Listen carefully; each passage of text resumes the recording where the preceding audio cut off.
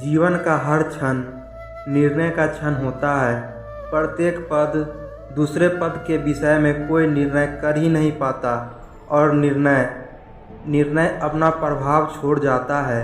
आज किए गए निर्णय भविष्य में सुख अथवा दुख निर्मित करते हैं, न केवल अपने लिए, अपने परिवार के लिए, आने वाली पीढ़ियों के लिए। जब कोई दुविधा सामने आती है तो मन व्याकुल हो जाता है, अनिश्चय से भर जाता है। निर्णय का वो क्षण युद्ध बन जाता है और मन बन जाता है युद्ध भूमि।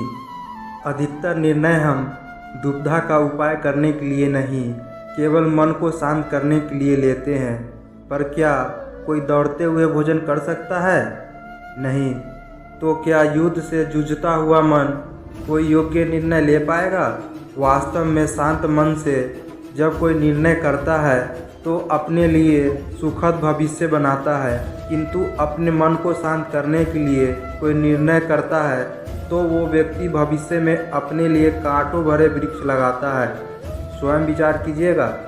निर्णय के क्षण में हम सदा ही किसी अन्य के सुझाव, सूचना, मंत्रणा या परामर्श को आधार बनाते और हमारे भविष्य का आधार हमारे आज लिए गए निर्णय के ऊपर होता है। तो क्या हमारा भविष्य किसी अन्य परामर्श, किसी अन्य के सुझाव का फल है? क्या हमारा संपूर्ण जीवन किसी अन्य के बुद्धि का परिणाम है? क्या हमने कभी विचार किया है? सबका अनुभव है कि भिन्न भिन्न लोग एक ही स्थिति में भिन्न भिन्न परामर्श देते हैं। मंदिर में खड़ा भक्त कहता है कि दान करना चाहिए और चोर कहता है यदि अवसर मिले इस मूर्ति के श्रृंगार चुराओ। धर्म से भरा हृदय धर्ममय सुझाव देता है और अधर्म से भरा हृदय अधर्मों का परामर्श देता है।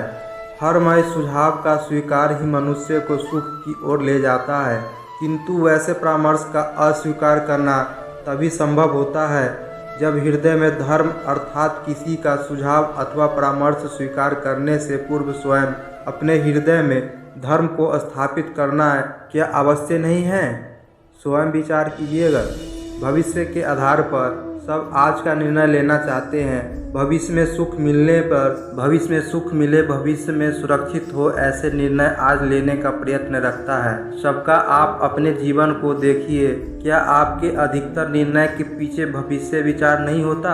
और हो भी क्यों ना, अपने जीवन को सरल और सुखमय बनाने का प्रयत्न करने का अधिकार सबका है, पर भविष्य कोई नहीं जानता, केवल कल्पना ही की जा सकती है। तो जीवन के सारे महत्वपूर्ण निर्णय कल्पनाओं के आधार पर ही करते हैं हम। क्या निर्णय करने का कोई तीसरा मार्ग नहीं हो सकता? विचार कीजिएगा। सारे सुखों का आधार धर्म है और वो धर्म मनुष्य के हृदय में बसता है। तो प्रत्येक निर्णय से पूर्व स्वयं अपने हृदय से यह प्रश्न अवश्य पूछ लेना कि ये निर्णय स्वार्थ से जन्मा है या धर्म से? क्या इतना पर्याप्त नहीं है? भविष्य के बदलने और धर्म का विचार करने से क्या भविष्य अधिक सुखपूर्ण नहीं होगा? स्वयं विचार कीजिएगा।